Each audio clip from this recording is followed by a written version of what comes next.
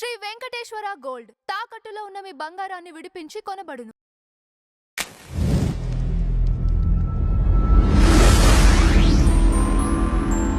Sir, star director Puri Jagannath గారిది, star hero Vijay Sethupathi గారి movie సంబంధించిన ట్రైలర్ బయటకు వచ్చింది సార్. ఆ ట్రైలర్ ఎలా ఉంది?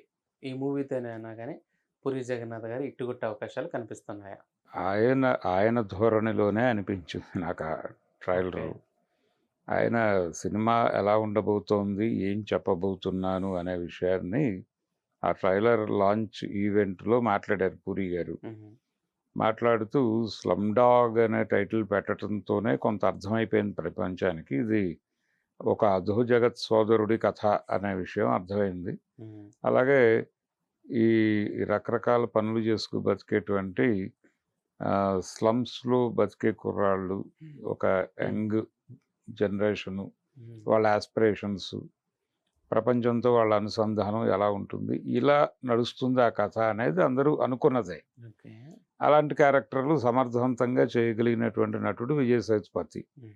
అయితే విజయ్ సేతుపతిని గానీ, ఆ కంటెంట్‌ని గానీ పూరి జగన్నాథ్ గారు ప్రాపర్‌గా వాడుకున్నాడా అనేది ఇప్పుడు ప్రపంచానికి ఉన్న డౌటు. ఓకే. ఎందుకంటే ఆయన గతంలో ఇలాగే ఆయన విజయ్‌తో ఒక ప్రయత్నం చేశాడు కదా తెలుగులో. హ్మ్. ఇప్పుడు విజయ్ సేతుపతితో చేస్తున్నాడు. అవును. ఇంతకుముందు విజయ్ దేవరకొండతో అవును. ఒక ప్రయత్నం చేశాడు కదా! అవును. ఆ ప్రయత్నం మిస్‌ఫైర్ అయింది. అక్కడి నుంచి ఆయనని ప్రపంచం కొంచెం డౌట్ పడటం మొదలుపెట్టింది. అవును. అంటే పూరి గారు కథని కొత్తగా అనుకుంటాడు కానీ, ఆయన తీసే ధోరణి, ఆయన కొత్తగా ఫీల్ అయ్యి చేసే ధోరణి చాలా సందర్భాల్లో జనాలకి కనెక్ట్ కాకుండా మిస్‌ఫైర్ అయిన పరిస్థితి కూడా ఉంది. ఓకే. ఉదాహరణకు 'రవితేజ'తో ఆయన చేసిన 'దేవుడు చేసిన మనుషులు'. హ్మ్. సినిమాకి కథ అక్కర్లేదు, అది నేను ప్రూవ్ చేస్తాను అని ఆ సినిమా తీశాడాయన. అది జనాలు మాకు ఈ సినిమా కూడా అక్కర్లేదు అన్నారు. ఇలాంటివి జరిగాయి. ఇప్పుడు 'స్లమ్ డాగ్' అని ఆయన టేకింగు అంతా ఆయన స్టైల్‌లోను, ఆయన పాత పద్ధతిలోనే ఉంది తప్ప కొత్త మెరుపులేం కనిపించలేదు. ఓకే. సినిమా అలాగే ఉంటుందని చెప్పలేం. అంటే హ్మ్. ట్రైలర్ చూసి సినిమాని జడ్జి చేయడం కష్టం. నిజానికి అంత పెద్ద కంటెంట్ కూడా ఏమి చెప్పలేదు ఆయన. ఆయన స్పీచ్‌లో ఉన్న కంటెంట్ కూడా కనీసం ట్రైలర్‌లో కన్వే కాలేదు. అబ్బా! అందుకని ఆయన జస్ట్ సినిమా టోన్ ఎలా ఉంటుంది అనేది మాత్రమే చెప్పే ప్రయత్నం చేశాడు. ఓకే. అంతకుమించి ఇంకేమీ రివీల్ చేయలేదు. ఈ సినిమాని ఆయన తమిళ్‌లో చేశాడు. మొదటి తమిళ్ సినిమా. ఓకే. బైలింగ్వల్. ఆ! తెలుగు, తమిళ్ ఇతర భాషల్లో చేసుంటాడు. ఓకే. ఆయనకి ఇది మొదటి తమిళ సినిమాగానే చూడాలి. ఓకే. ఇంతకుముందు ఆయన ఆ ప్రయోగాలు చేయలా. తనని తాను రీలొకేట్ చేసుకోవటం కోసం ఈ కసరత్తు చేశాడాయన. అంటే తనని తాను రీలొకేట్ చేసుకోవటానికి ఒక తమిళ్ హీరోని పట్టుకొని తమిళంలో కూడా సినిమా తీసి హ్మ్. అటు ఎంట్రీ ఇచ్చి ఇక్కడ సక్సెస్ కొట్టాలి అనేది ఆయన కార్యక్రమం.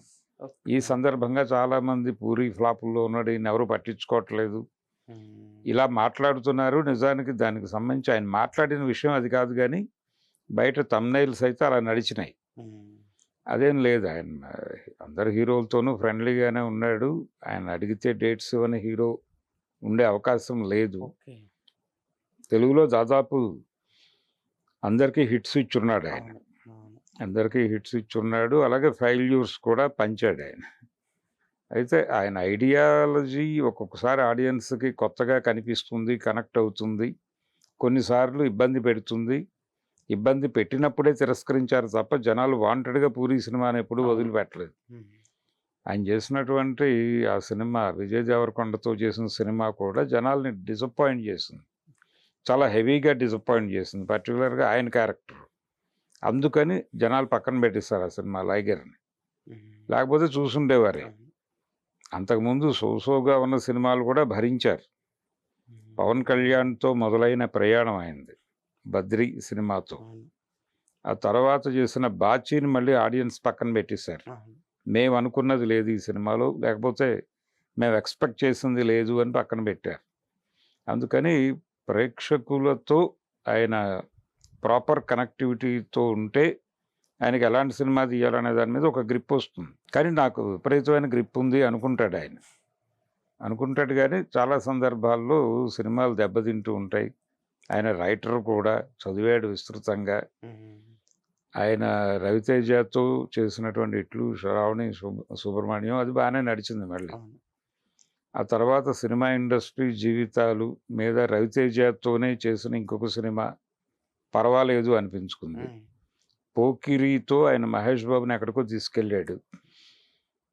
అదే మహేష్ బాబుతో మళ్ళీ చేసిన బిజినెస్ మ్యాన్ అది ఆ స్థాయి విజయాన్ని అయితే అందుకోలేదు. కానీ అది కూడా ఒక వెరైటీ. అంటే యాంటీ క్లాక్ వైజ్ హీరోయిజం అనేది పూరి గారి సినిమాల్లో హీరోకు ఉండేటువంటి లక్షణం. ప్రతి క్యారెక్టర్ అలాగే డిజైన్ చేస్తాడు ఆయన. ఓకే. అది రొటీన్కి భిన్నంగా బిహేవ్ చేస్తూ ఉంటుంది హీరో క్యారెక్టరు. ఈ సినిమాలో కూడా స్లమ్ డాగ్లో కూడా అదే నడుస్తుంది. ఈ ఒక రకంగా ఈ యాంటీ క్లాక్ వైజ్ హీరోయిజం అనేదాన్ని విజయ్ సేతుపతి ఎలా క్యారీ చేస్తాడు అనేది ఇప్పుడు జనాలకు ఒక క్యూరియాసిటీ. చూడాలా ఈ సినిమా అనే అభిప్రాయం అయితే జనాల్లో కనిపిస్తోంది. రిలీజ్ అయిన తర్వాత ఎలా ఉంటుంది పరిస్థితి అనేది చూడాలి. పూరి మీద అయితే 100 రకాల డౌట్స్ ఉంది ప్రపంచానికి, ఓకే. చాలా క్లియర్గా. అంటే ఆయన అన్ని సందర్భాల్లోనూ ఆడియన్స్ని ఎంగేజ్ చేయలేదు, ఎంటర్టైన్ చేయలేదు, విసిగించాడు, వేధించిన సందర్భాలు కూడా ఉన్నాయి. ఫైనల్గా ఇప్పుడు మళ్ళీ తన్ని తాను రీలొకేట్ చేసుకుంటూ తన్ని తాను సమీక్షించుకుని చేస్తున్నటువంటి ప్రాజెక్ట్ కాబట్టి ఇది వర్కౌట్ అవ్వాలి, పూరిని తిరిగి నిలబెట్టాలి అని మాత్రం కోరుకుందాం.